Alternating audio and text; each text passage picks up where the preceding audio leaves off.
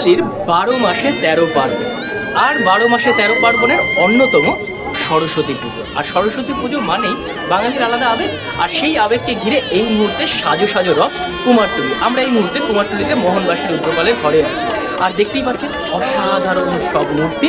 আর এই মুখগুলোকে কেন্দ্র করেই বোধহয় বাঙালির সেই আবেগ জাগ্রত হতে থাকে।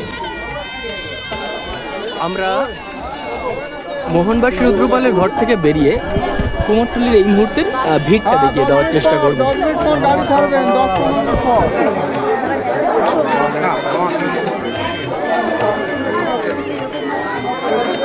এই মুহূর্তে চায়না পাল, কুমারটুলির মহিলা মৃৎশিল্পী চায়না পাল অন্যতম।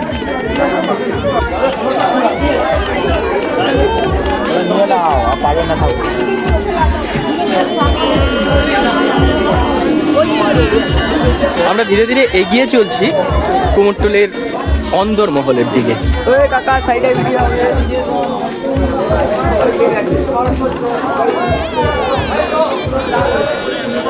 চলুন আরো ভেতরে দেখা যাক।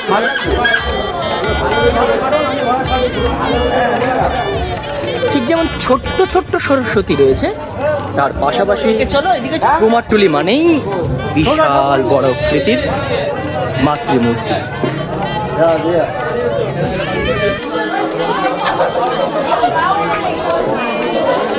কুমারটুলির অন্যতম মৃৎশিল্পী রাখাল পালের ঘরে এই মুহূর্তে দাঁড়িয়ে রয়েছে। ওই যে কিছুক্ষণ আগে বললাম বাঙালির অন্যতম শ্রেষ্ঠ উৎসব সরস্বতী পুজো, কৈশোরের আবেগ, যৌবনের উন্মাদনা এবং একটা পুরো জাতির ভালোবাসা সরস্বতী পুজো। আমরা এই মুহূর্তে কুমারটুলিতে, চলুন একটু ভেতরে আরো দেখি।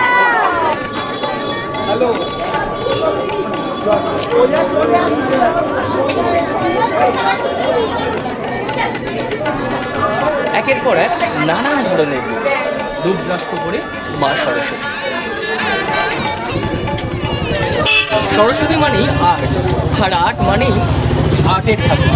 নানান ধরনের মূর্তিতে কুমোরটুলিতে সেজে উঠছে মা সরস্বতী। আর মাত্র কয়েক মুহূর্ত, কয়েক ঘন্টার অপেক্ষা, আর কিছুক্ষণ বাদেই রেডি হয়ে যাবে।